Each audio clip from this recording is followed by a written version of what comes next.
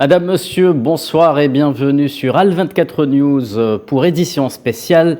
Alors, plusieurs mois durant, le dossier de l'investissement en Algérie a défrayé la chronique dans l'attente qu'un nouveau cadre juridique régissant l'activité soit mis en place. L'exécutif algérien s'était en effet engagé à revoir en profondeur les conditions relatives à la réalisation de l'investissement locaux et étrangers en favorisant la transparence à l'opacité, la flexibilité à la rigidité administrative et l'intérêt économique du pays à la bureaucratie devenue endémique. En ligne de mire, consacrer, libérer l'acte d'investir et permettre à l'Algérie de consolider son assise industrielle tout en diversifiant son économie, en améliorant le climat des affaires, notamment dans les secteurs clés tels que l'agriculture, les industries de transformation, les mines, les start-up, l'industrie pharmaceutique ou encore le tourisme. Adopté il y a quelques semaines en Conseil des ministres, le projet de loi sur l'investissement vient de passer avec brio l'étape parlementaire, suite à son adoption hier par la Chambre haute. Quels sont les tenants et aboutissants de la nouvelle loi sur l'investissement en Algérie, de ce nouveau Investment Act algérien? Nous allons débattre aujourd'hui avec deux spécialistes de l'investissement, avec Mohamed Saïoud qui nous rejoint par Skype depuis Skikda. Bonsoir Monsieur Saïoud, m'entendez-vous? Bonsoir Monsieur Betache, ça fait plaisir, c'est un honneur de vous parler à partir de Skikda déjà et de contribuer pour l'essor de l'économie algérienne. Merci Monsieur Saïoud. J'ai également le plaisir d'accueillir sur mon plateau Monsieur Nasser Bournan, qui est expert international en investissement et ex-cadre à la Banque africaine de développement. Monsieur Bournan, bonsoir. Bonsoir. Merci d'être avec nous. Merci pour l'invitation.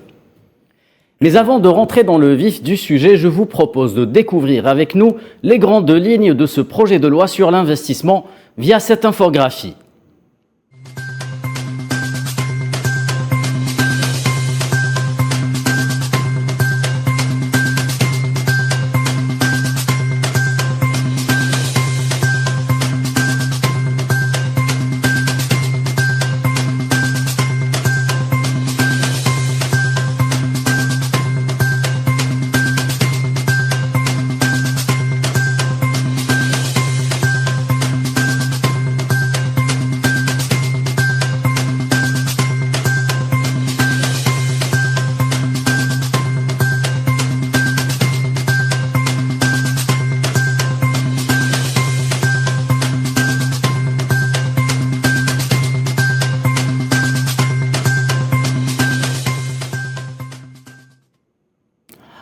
Entamons donc notre débat après avoir passé en revue quelques dispositions phares de ce projet de loi sur l'investissement.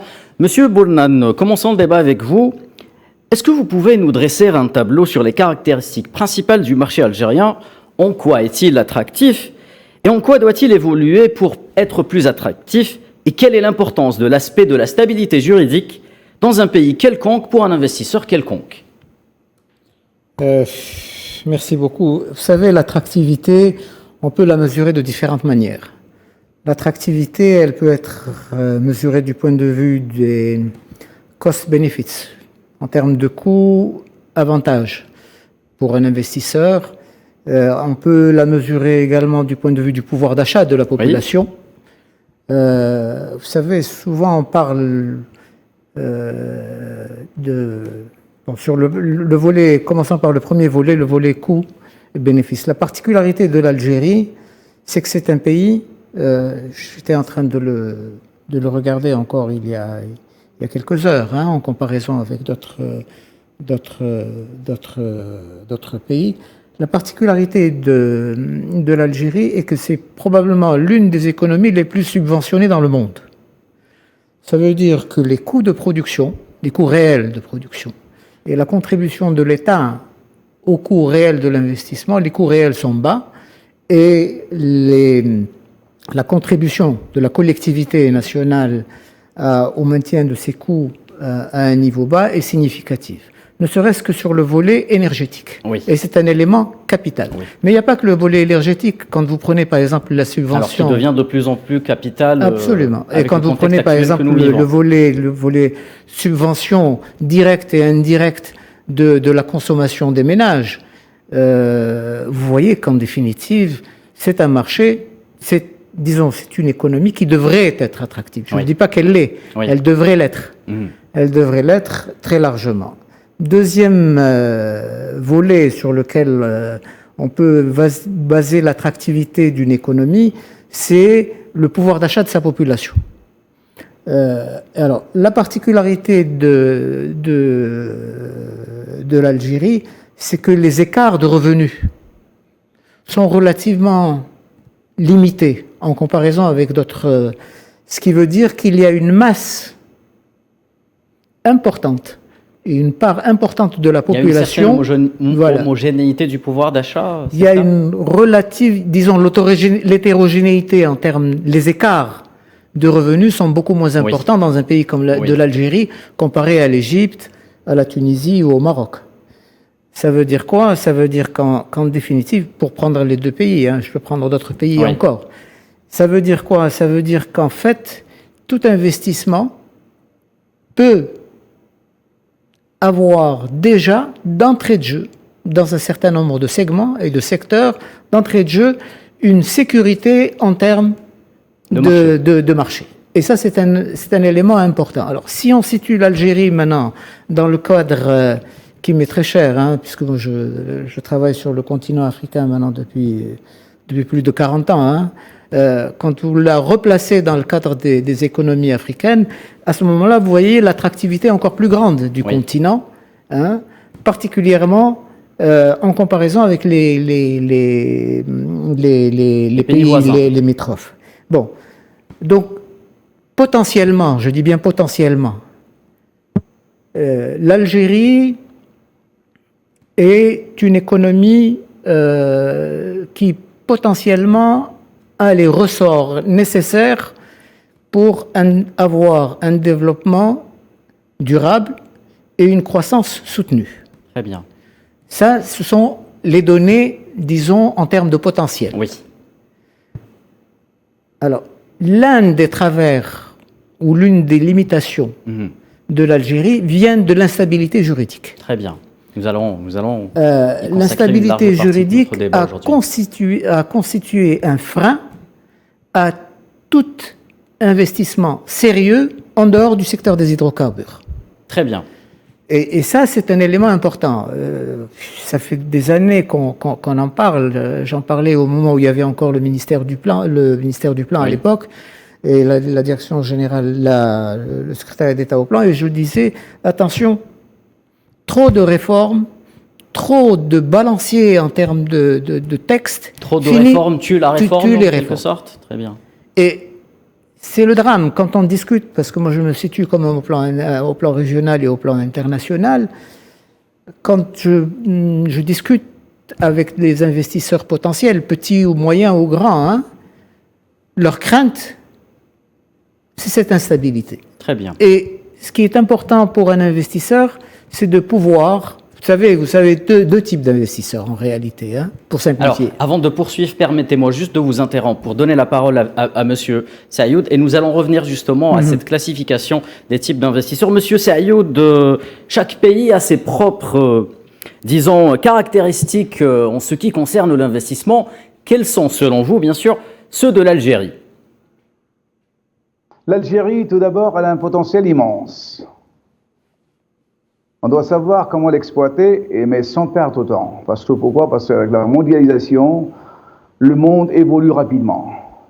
Quand on dit évolue rapidement, ça veut dire l'investisseur a un choix immense. Il n'y a pas que l'Algérie qui donne des facilités ou bien des avantages fiscaux, parafiscaux, etc., etc. Donc le monde entier a ces avantages pour attirer le maximum d'IDE, investissements directs étrangers, ou bien même les Algériens, les citoyens algériens qui résident en Algérie, nos compatriotes, la diaspora établie à l'étranger. Donc c'est une force économique qu'on doit savoir comment l'exploiter, mais sans perdre de temps. Très bien. Parce que avec la mondialisation, le temps est devenu très précieux. On achète, généralement même les pays développés, très développés, maintenant ils consomment étrangers. Quand on dit étranger, c'est-à-dire partout, de l'Asie, de la Turquie, de partout dans le Bangladesh, de partout dans le monde. Donc on a tous les avantages, la proximité, la facilité, géostratégiquement, on est très très bien situé. La marchandise, on peut l'envoyer aujourd'hui, elle arrive au sud de la France, ou bien de l'Italie, ou bien de l'Espagne, dans moins de 24 heures. Ces avantages, ils n'existent pas ailleurs. Ils existent juste en Algérie. Même nos voisins, ils ont les mêmes avantages, mais on a plus de possibilités parce que la main-d'œuvre est beaucoup moins chère ici. On a un pouvoir d'achat qui est assez important en Algérie. On a une demande qui est très forte. Donc, pour satisfaire déjà l'investisseur étranger ou bien algérien, il satisfait le marché algérien qui est très porteur. Donc, c'est ça les avantages qu'on a. Ailleurs, les marchés, généralement, ils sont saturés. Et quand je dis marché, c'est-à-dire les pays limitrophes. On a le potentiel pour le marché local. On a aussi, avec le libre-échange, l'Afrique, c'est un potentiel de 2 milliards de consommateurs. Donc, on doit savoir comment l'exploiter, mais sans perdre de temps. Très bien, Monsieur Sayoud. Monsieur Boulnan, l'Algérie se dote donc d'un nouveau texte régissant l'investissement domestique et étranger à la fois. Et l'on voit que de suite que le législateur a mis le curseur sur la lutte contre la bureaucratie, ce mal qui a, disons-le, gangréné l'économie algérienne pendant un certain temps. Ça a été l'une des orientations donc fortes et principales de l'exécutif algérien. Comment peut-on lutter efficacement contre ce fléau? Vaste programme, je devrais dire. Vous savez, il y a dans le texte, moi ce qui m'a intéressé dans le texte, entre autres, dans le nouveau texte, c'est cette idée de transparence. Oui. Et le fait que l'on mette un organe un organe de au niveau de la présidence, oui, rattaché à la présidence, est lourd de signification. Bien. Vous savez, vous discutez avec n'importe quel investisseur en Algérie, petit ou grand, il vous dira que c'est le parcours du combattant. Pour avoir travaillé sur de nombreux pays, je peux vous dire que c'est l'un des pays les plus compliqués que l'on puisse trouver à cause de la bureaucratie. Cette bureaucratie s'explique par deux choses, à mon avis. Par la peur de prendre des responsabilités, la peur des sanctions. L'acte de gestion, malheureusement en Algérie, continue à relever du pénal. Et ça, c'est un gros problème. Donc, on cherche à se protéger. Ça, c'est le premier plan. Mais il y a aussi les habitudes d'une vieille bureaucratie à la française dont on a hérité et qui ne s'est pas allégée avec le temps, mais qui est allée en s'aggravant. Alors, la combinaison des deux fait qu'actuellement, l'initiative devient difficile à prendre. Et donc, on a besoin d'un certain nombre de garde-fous, et en même temps, on a besoin de libérer l'initiative. Dépénaliser, oserions-nous utiliser ce terme, dépénaliser l'acte d'investir? Dépénaliser l'acte d'investir, dépénaliser l'acte de gestion, rendre les gens responsables de leurs actes, mais sur la base non pas sur la base de critères et sur la base d'une évaluation objective. Il ne faut pas laisser les choses dans l'ombre. Vous savez, le problème, c'est que quand vous prenez une décision dans un point A, vous ne pouvez pas vous imaginer comment cette décision prise dans un secteur particulier puisse réjaillir sur les autres, par effet de démonstration, simplement. Vous prenez la décision de suspendre quelqu'un sans donner d'explication, sans partager les raisons pour lesquelles vous l'avez fait à un niveau, et vous avez en bout de chaîne le plus petit maillon qui a peur, lui, de s'engager parce qu'il veut se protéger. En plus de cela, nous avons hérité, comme je vous le disais, de procédures administratives très lourdes qui font que le permis de construire, par exemple, c'est un parcours du combattant pour l'obtenir pour un gestionnaire, pour un investisseur. Vous savez, je vais vous donner un exemple. Le Ghana. Vous pouvez aujourd'hui, et depuis des années, c'est pas nouveau, au Ghana, en moins de 24 heures, réaliser toute la procédure qui vous permet d'aller investir sans bouger de chez vous, là où vous êtes à l'étranger. Simplement, tout le process, il est totalement transparent, il est numérisé évidemment, il est totalement transparent et il y a des checkpoints, des points de contrôle à chaque fois pour s'assurer de la légalité et de la régularité de la chose. Malheureusement, ce type de process est encore à mettre en place. Justement, est-ce que la nouvelle loi sur l'investissement, d'après vous, a prévu des dispositions qui répondent à ces besoins? La nouvelle loi prévoit justement la numérisation de tout le processus. Et ça, c'est un élément important. Donc, il y a deux éléments. Avec la numérisation, il y a une transparence, il y a une traçabilité, et on peut déterminer exactement là où ça peut bloquer et on peut intervenir immédiatement. Très, très bien. Monsieur Sayoud, je reviens vers vous. Parmi les problématiques prises à bras le corps par ce texte de loi figure la question du foncier industriel qui a fait l'objet de plusieurs tentatives d'aménagement après le passage par la case CalPIREF qui n'a pas donné les résultats escomptés. Quelle est selon vous la meilleure manière d'exploiter notre potentiel en matière de foncier industriel? Moi tout d'abord, je salue déjà l'adoption d'avoir accepté ce fameux Code de l'investissement qui a traîné pendant presque 2 ans et demi, mais on dit Hamdoullah. Hamdoullah vaut mieux tard que jamais, déjà. Bon, si on voit, je suis rentré de l'Allemagne depuis 6 ans, bon, ça n'a rien donné. On peut dire depuis 6 ans, il n'y a pas eu d'investissement, que ce soit les IDE, que ce soit algériens, ou bien diaspora établie à l'étranger. Maintenant, pour aller à une vitesse supérieure, c'est faire comme partout dans le monde entier. Construit des zones industrielles clés en main. Pour les projets standards, plus ou moins standards, les produits de production standards. Mais par contre, si on a un grand investisseur qui a besoin des projets immenses, par exemple la sidérurgie, éventuellement la transformation du polymère pour créer, par exemple, pour le PP, le PET, l'éthylène, etc. C'est des projets immenses. À ce moment-là, on peut demander à l'État algérien de nous attribuer un terrain spécifique pour des grands projets à long terme ou bien court terme, moyen terme. Mais les projets court terme, partout dans le monde, l'investisseur n'a pas besoin de perdre son temps. Il loue des locaux, ça dépend de la surface et l'ampleur du projet, et il place ses machines, des lignes de production, il peut démarrer 3, 4, 5, 6 mois. Ce n'est pas le cas en Algérie. Mais tout espérons maintenant que l'ancien système du CalPIREF ou bien l'ANIREF, qui a englouti 3 milliards de dollars sans voir aucun résultat palpable.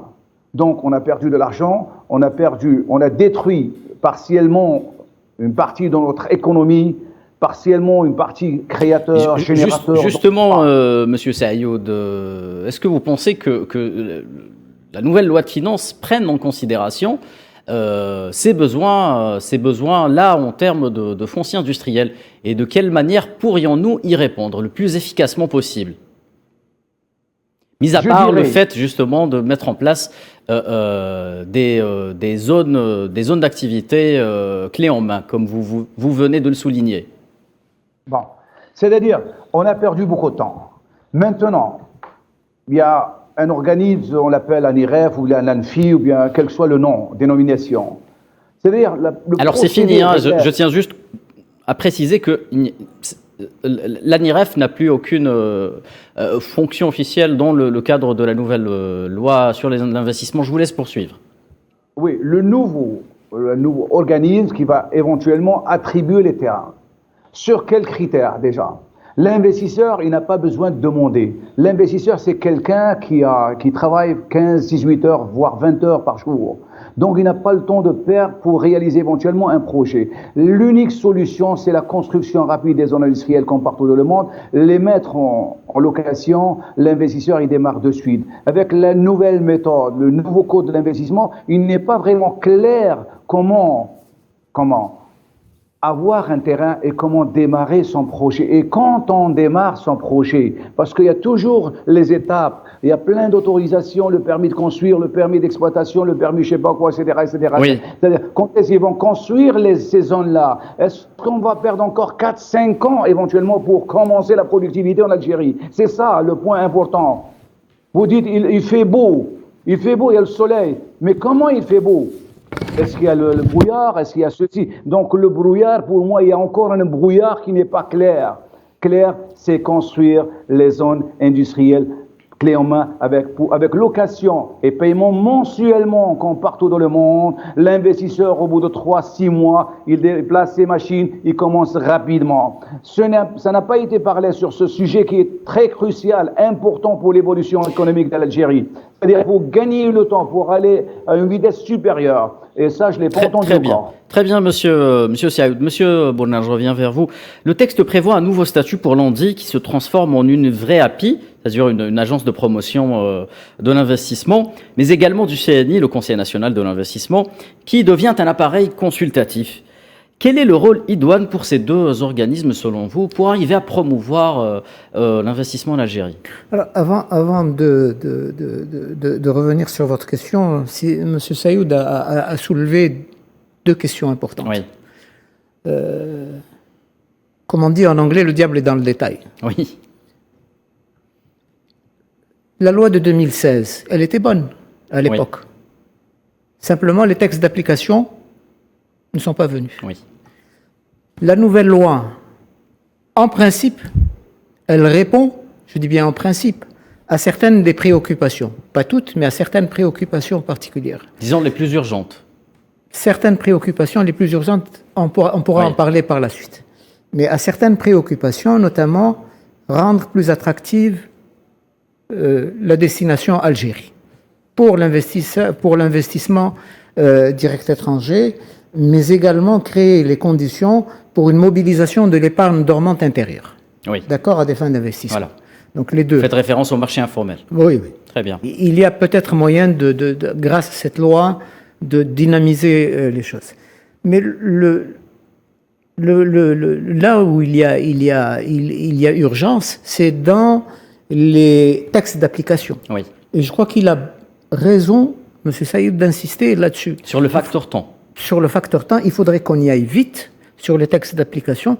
Et il faut que ces textes d'application ne soient pas élaborés en vase clos, mais qu'ils soient élaborés en consultation avec les parties prenantes, particulièrement le patronat algérien qui est sur le terrain, qui connaît les difficultés. Je sais que, entre autres, la CAPC a été associée au même titre que les autres organisations dans la préparation de cette loi. Il ne faudrait pas que le processus s'arrête là, en disant ils ont fini leur boulot. On a besoin d'eux aujourd'hui et besoin d'eux urgemment pour les textes d'application. Ça, c'est le premier point. Deuxième point qui me paraît important, et il a eu raison de le souligner, c'est que l'Algérie n'est pas toute seule. Oui. Elle est dans un environnement qui évolue. Vous savez, il y a quelques jours seulement, l'Inde vient d'amender ses textes en matière d'investissement et d'ouvrir un secteur clé, le secteur de télécommunications. Où, à l'époque, c'était limité à 40%, maintenant on l'a ouvert. La même chose pour le Canada. Ça veut dire qu'il y a une compétition internationale qu'on devrait intégrer et sur la base de laquelle on devrait considérer le rôle de nos institutions. Alors l'Algérie a ouvert certains secteurs stratégiques comme le transport à l'investissement privé. Oui, tout à fait. Il n'y a pas si longtemps que ça. Je veux dire par là, il ne faut pas qu'on se dise on a sorti des textes d'application, on va dormir dessus. Oui. Il faut constamment se tenir au courant de ce qui se passe dans le monde pour avancer. Vous savez, un pays comme le Rwanda, l'Algérie est encore dans l'approche du cost effectiveness, c'est-à-dire essayer d'attirer, d'offrir les meilleures conditions en termes de rapatriement de ressources, en termes d'imposition, etc., pour attirer l'investisseur. Le Rwanda n'est même plus à ce stade-là, il est passé à une autre génération de lois. Il est en train de valoriser les investissements qui amène une productivité plus grande du travail dans son pays pour attirer plus. Donc, et ça, c'est un élément important. Et le rôle, comme vous en avez parlé, des structures, de ces structures, le rôle, justement, devient stratégique là-dedans. Est-ce que c'est les meilleurs VRP de l'économie algérienne, on va dire? L'ANDI, est-ce qu'elle est amenée à devenir le VRP de l'économie algérienne, en quelque sorte? Elle doit le devenir. Oui. Et le Conseil doit avoir un rôle stratégique encore très fort. C'est-à-dire, ce que je vous étais en train de vous dire, il doit devenir une sorte de structure de veille stratégique pour l'Algérie. Mais, vous me permettrez sur ce point-là, parce qu'il est important, cette veille stratégique ne peut pas être faite indépendamment du reste. Cette loi ne peut devenir attractive et effective que si elle s'accompagne d'une réforme du système financier. Et bancaire. Et bancaire. S'il n'y a pas de réforme de l'architecture d'ensemble, s'il n'y a pas de loi sur le partenariat public-privé, si on ne développe pas l'ensemble, si vous voulez, du cadre global, eh ben, ça sera une loi qui restera quasi lettre morte, au sens où elle intéressera probablement certains segments particuliers, mais n'aura pas l'objectif qui est celui de promouvoir un développement durable du pays. Très bien, Monsieur Boulnad. La transition est toute faite. Nous allons parler des secteurs qui sont réputés être attractifs en Algérie. Monsieur Saïd, quels sont justement, selon vous, ces secteurs qui offrent le plus de potentiel pour des investissements productifs ou à forte valeur ajoutée en Algérie? Je rappelle que la nouvelle loi sur l'investissement a identifié certains secteurs comme étant structurants et qui, par conséquent, bénéficieront d'un régime spécial de facilité et d'exonération. Moi, je dirais qu'il y a assez de secteurs intéressants de les bien développer à l'échelle nationale, que ce soit pour le marché local et pour l'export. Tout d'abord, on essaie de toucher éventuellement tout ce qui est matière première, matière intrant en quelque sorte, pour ne plus les importer de l'étranger ou bien réduire au minimum, au maximum plutôt, l'importation de ces produits-là. Par exemple, si on produit en Algérie, on essaie de cultiver le coton. Le coton, il a une forte valeur ajoutée, il est sollicité par le monde entier. Et on a des terrains fertiles, on a des terrains, l'Algérie c'est grande, c'est un continent presque, donc le coton est très très important. À partir de coton, on peut faire le tissage. À partir du tissage, on fait tout ce qui est habillement, etc., etc. Il y a aussi plein de produits à partir du polymère. Polymère, c'est base du pétrole. On peut faire tout ce qui est filature, plutôt les fils, etc., etc. Il y a plein de produits qui sont à base du textile, mais en vérité, un mélange entre polystyrène et polystyrène, etc., dérivés du pétrole. Donc, si on développe déjà 2-3 produits... Alors, ça, c'est le secteur de la transformation industrielle. Oui, mais c'est important parce que si on commence par la transformation, la production, en quelque sorte, créer la matière première en Algérie, comme ça, pour ne plus dépendre d'importer, parce que importer le coton, bien importer le tissu, pourquoi ne pas faire produire le coton chez nous? Et on fait le tissage. À partir du tissage, on peut faire le tissu. Si on fait le tissu, le costume, ou bien, je sais pas, t-shirt, sweatshirt, n'importe quel que soit le produit, on n'a plus besoin de l'importer. Il y a plein d'étrangers, il y a plein d'Algériens qui veulent travailler, produire en Algérie. Pourquoi ramener un t-shirt de la Chine ou bien de Taïwan ou bien, je sais pas. Donc, selon vous, pour résumer, c'est tous les secteurs qui présentent une valeur ajoutée en termes de production nationale. Oui. L'acier, j'ai pas terminé. L'acier est très très important parce qu'avec l'acier, on peut transformer les châssis des voitures, on peut faire les IPE, on peut faire une infinité de produits à partir de l'acier. On a des mines, on peut exploiter les mines, on peut faire l'acier, tout type d'acier, que ce soit le LAF, laminé à froid, laminé à chaud, LAC en anglais, c'est laminé à chaud. Il y a une forte valeur ajoutée sur l'inox. L'inox, pardon, c'est important parce que l'inox, personne n'a parlé sur l'inox. L'inox, tout ce qui est agroalimentaire, il est en relation avec du produit inox. C'est une très très forte valeur ajoutée. Si on le produit en Algérie, automatiquement... Très bien, Monsieur Saïd. Le temps nous est compté, malheureusement. Une dernière question à Monsieur Boulnad, en 20 secondes, si vous le voulez bien. Que doit avoir un investisseur étranger ou algérien comme argument pour décider de s'installer durablement en Algérie? En 20 secondes, s'il vous plaît, Monsieur Boulnad. Si vous me permettrez, je prendrai 10 secondes sur les 20 que vous me donnez pour dire que le choix des segments ou du secteur dans lequel on investit, on doit le laisser à l'investisseur. Très bien. Je crois que c'est Très très bien. important parce que c'est une erreur que de croire, par exemple, que l'Algérie pourrait être compétitive, comme il a été dit dans le domaine du coton. C'est exclu. Je connais bien la filière pour y avoir travaillé.